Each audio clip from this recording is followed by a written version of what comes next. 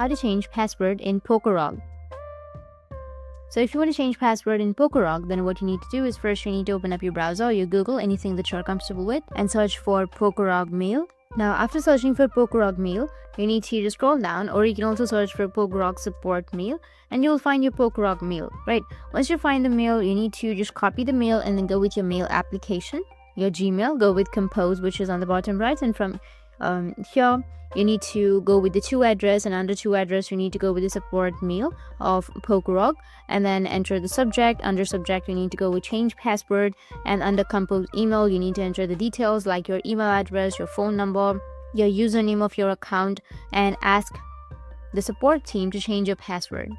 And once you send the mail, they will view your email and send you feedback after a few hours or a few days. In this way, you'll be able to change password, and if you have any questions, feel free to comment below. Thanks for watching.